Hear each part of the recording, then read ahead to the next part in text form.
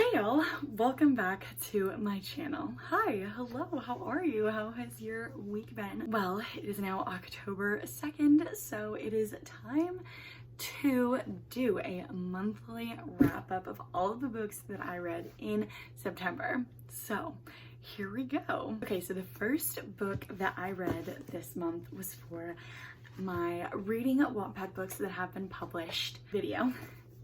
And so the first book that I read was The Last She by H.J. Nelson. This book is about a girl named Ara. So she lives in a world where a disease wiped out a lot of the population, and from what she can see, most of the female population. And she is now on her own trying to survive, but she runs into some guys who have now formed I think they called themselves a clan, and how they are working to like rebuild and stuff. And so, you know, they find a girl, they want to hold on to her a little bit. So that is what this book is about. I believe it is the first in a trilogy. There's at least one more book after this. But I really enjoyed reading this book. Honestly, I said this in my video, but it did not take the turn that I had initially thought it was going to. It kind of alluded to that direction. And then there was an unexpected like plot twist that happened, and like something that was dropped in the book that I was reading in my living room when I read that part, and I just started laughing hysterically at it. And I was explaining to my roommates like what I was laughing about, and they were like, that is terrible, why would you laugh at that? And I'm just like, because the probability of that particular thing happening in the real world, in real life, is like pretty low, I would imagine. And so like the fact that it's in this book just really made me laugh.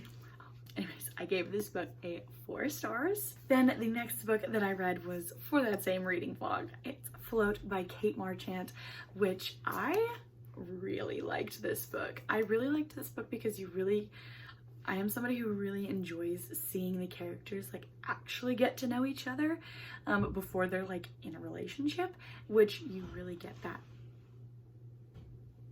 from this book. So I really enjoyed this book. This book is about a girl named Waverly, but she's spending some time during the summer in Florida living with her aunt. And in that time, this just follows her as she's like trying to make friends, and she's meeting the guy next door, obviously. It's just a really cute like summer read, really, but it is really just a cutesy little rom-com. I rated this a 4 stars. The next book I read was the last book that I read in my Reading Published Wattpad Books video, and it is called Gaslight by Rachel Rose. This is about a girl named Maddie. She and her mom have just moved to California to live with her aunt. It basically is about her transition to California and how she's working through some things in her life. There's a very heavy romance subplot. However, I would not consider this to be a romance novel, because really the focus of the book is on like her relationships with the people around her, and how she's adapting to living in California, and how like how her past from New York is following her, and how she's working to get through that. I'm gonna be honest, I didn't really like the pacing of this book because it just felt like it needed to be longer. Overall, I gave this a 3.75 stars. So September was the month that I became the proud owner of a Kindle Paperwhite. So obviously I was reading tons of books on there, and then of course, you know, when you get a Kindle, it gave me like a free 3-month trial of Kindle Unlimited. So what is the first book that I pick up? None other than Divine Rivals by Rebecca Ross, because I love Sarah Crowley and she has just been raving about this book. So Divine Rivals is like a historical fantasy, kind of the feel that it gives. One of the big plot themes is that Iris is using her grandmother's typewriter, and she's writing letters that she's sending to her brother. She's not actually sending them, but somehow they are getting to somebody else, and he is responding to her letters and whatever. I don't want to like get too much into it, but her brother is off in a war fighting for the gods that are a thing in this book, and she hasn't heard from him in a long time. She's really worried about him, so she's writing these letters to him like as a way to like express her feelings and herself and stuff. This is just about her journey through that. It is the first in, I don't know if it's a series, but the second one comes out pretty soon, so it's at least a duology. I will say that I was a tad disappointed in this book. I'm not saying that the book wasn't good, because I did really enjoy reading it. I did rate it a 4.25 stars. I did really enjoy it, and I did enjoy the romance subplot a lot, and like the side characters that came up and stuff, but it just did not give me the hype that I was expecting when going into this book, because like I said, Sarah Crowley has been talking about this book for like a month, talking about how much she loves it and how cute she thinks it is and stuff. So when I read it, that's what I was expecting, and it just didn't give me that feeling. But then Rachel Catherine made a video talking about divine rivals, and in that she said that she saw somewhere that there are two types of girls. You're either a divine rivals girl or a fourth wing girl. And I was like, that actually makes so much sense, because I love fourth wing. I guess it just gives a little bit more of a fantastical feel, because they're both fantasy books. I don't know, something about the dragons and fourth wing just makes it feel a lot more like high stakes, even though divine rivals is also about like war and stuff. It just didn't feel as fantastical, and it makes sense because then Sarah made a reading vlog of her reading fourth wing, and she did not like it as much as she liked divine rivals. So I'm like, that makes actually a lot of sense. Simultaneously, while I was reading divine rivals, I was also reading the longest book on my TBR, which is The Stand by Stephen King. Mine is the complete and uncut edition. So I got 1150 pages, which is a lot. I did end up DNFing this book. I think I got about a quarter of the way through it. I know that people love Stephen King. And this was my second Stephen King novel that I was attempting to read for this year, because just like at the end of August, I read Fairy Tale, which is a fantasy novel by him. And I felt a little bit like that as well. I know he is a horror author and that this is meant to be like a horror novel. Honestly, I don't even entirely know what this book is about, because I never read the back of it. And I was reading like a blurb about it like a couple days ago, and all of the things that it was talking about in the blurb, like I read a quarter of the book and did not get into any of the stuff that was even mentioned in the blurb of the book. This book has 1150 pages.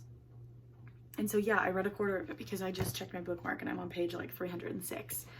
And so like the fact that I a quarter of the way through the book and I haven't even heard anything about either of the characters that are predominantly mentioned in the blurb, really?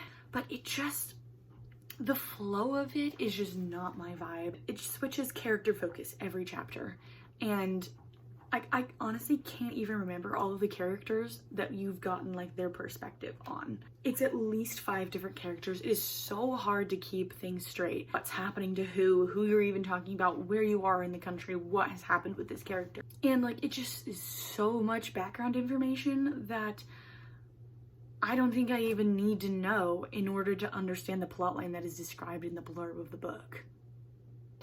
And he starts describing things that are unnecessary to the plot of the book. I don't even know what the plot is. And so I did DNF that book. I cannot get through this. I did DNF this book. Now, this was my second time trying to read this book. And so honestly, I'm not sure if I'm ever gonna read the whole thing. Then, once I DNF'd The Stand by Stephen King, I picked back up my Kindle and I read Out on a Limb by Hanna Bonam-Young. This book was so cute. I really enjoyed reading this book. It was a super quick and easy read, super fun, a great palate cleanser after trying to get through the brick that was The Stand, and that being so disappointing, and ugh, I really enjoyed reading Hanna Bonam-Young's Out on a Limb. It follows a woman, her name is Wynn, and she was born with a limb difference, and so basically this book is exploring her relationships with others, and she meets this guy that she really likes. His name is Bo, but she, you know, has unresolved issues like from past relationships and how that has made her feel, and how the world just continues to make her feel inferior due to her limb difference, even though, like, you know, she's perfectly capable of handling herself, and just how the world has made her feel like a burden, just in like the way that it is more suitable towards people who don't have any sort of disability at all. So it's just her trying to navigate like this new relationship with Bo and how it fits into her life, how she's going to maneuver it going forward, and the banter between the two of them is just so cute. And Bo really just kind of goes with the flow in terms of their relationship and is very understanding of the fact that she's needing, like, that she's struggling to navigate it, and like doing everything he can to try to help her and obviously try to get her in the end. It's just such a cute book, and there are so many cute aspects of the book that like I just can't say because I don't want to spoil it, but there's a particular scene that has to do with Dungeons and Dragons, and it's just so cute. I see that I rated this book a 4 stars, but I think I'm gonna change that to 4.25. And then the next book that I was reading is from my last video that I posted, where I'm reading books. I was reading books that have like movie adaptations, and the first one in that video was Gone Girl by Gillian Flynn. I'm not gonna lie, this book was kind of underwhelming for me. There was never a point where I was rooting for either of the main characters. So basically it's called Gone Girl. I'm sure I'm one of the last people to like read this book, and I've never seen the movie, so I had no idea what it was about going in. But basically it's told in a then and now point of view. The now point of view is told through the perspective of the husband. The then point of view is told through journal entries of the wife. Basically the wife has gone missing, and so the journal entries are just sharing like stories of like their marriage over the years, and the now perspective is of the husband going through dealing with the police trying to find his wife. Because obviously, you know, in any situation where like a wife goes missing, the first person they look at is the husband. So this is him just like trying to get through that, trying to do his best to find his wife. But I didn't particularly like it very much. It took a really long time for me to get into the book. Like there was never a point where I was rooting for either of the two main characters, because they had equally like dislikable qualities, and I was like, I mean, I will say like I didn't see the plot twist coming. I was never like really sure what was going on. And this is another one of those books where I think the ending was too short to do the book justice. And I really wish in the book you would have gotten more of the wife's perspective. I rated that 3 stars. And then I was reading 2 other books for that video, but I haven't finished either of them. I have mostly finished Stealing Home by Sherryl Woods, the first book in the Sweet Magnolia series. It's really cute. I'm really liking it. But I'm reading it with my mom because, you know, we watched Sweet Magnolias together, so that's been super fun, but I haven't finished it yet. And then Pride and Prejudice, which I just watched the 2005 movie adaptation for the first time last night with my roommate, and I think it might be like my new favorite romance movie. That was super fun. And then the one book that I have been reading the entire month was that on Friday I finally finished my reread of The Fourth Wing, which, look at my copy, it's getting kind of sad. Oh my gosh, I just it gave the same level of like warmth in my chest as it did the first time I read it. Like, even though I had just read it at the end of July, and literally less than a month had passed before I started my reread of this book, and like, it didn't make it any less feeling. And I found a really good like Fourth Wing ambiance playlist that I was listening to. I'll link that in the description because now it's like my go-to like fantasy like reading playlist, and I listen to it actually a lot when I'm studying. I'll link that down in the description because I definitely will be listening to it when I'm reading Iron Flame. This book, you guys, it's just so good. I was texting my roommate who has also read Fourth Wing at the same time when I was like finishing it, and I texted her and I was like, honestly, I think that the ending hurts worse when you know that it's coming, because like you're anticipating it and you know like, oh my goodness, like in a couple pages like this is gonna happen, and like yeah, it hurts worse. Like I am so excited for Iron Flame to come out, and just like seeing all the Fourth Wing TikToks all over my For You page all of the time. I think about this book all of the time, every day. Okay, now let us check some Storygraph stats. I am someone who loves to look at numbers, and so Storygraph is like super fun for me because I can like see how many pages, it like keeps track for me how many pages I've read and stuff. I read 7 books for a total of 3,680 pages. That's a lot. The largest mood, like 4 books, was tense, and then emotional, and then adventurous. 14% of the books I read were fast-paced, and 86% of them were medium-paced. 14% of the books were 500 plus pages, and 86% were 300 pages to 499 pages. They were all fiction. I read the most romance novels, and then next is young adult. This says print 100%. That's not true because I read Divine Rivals and Out on a Limb on my Kindle, but Storygraph doesn't have like the Kindle editions on here for some reason.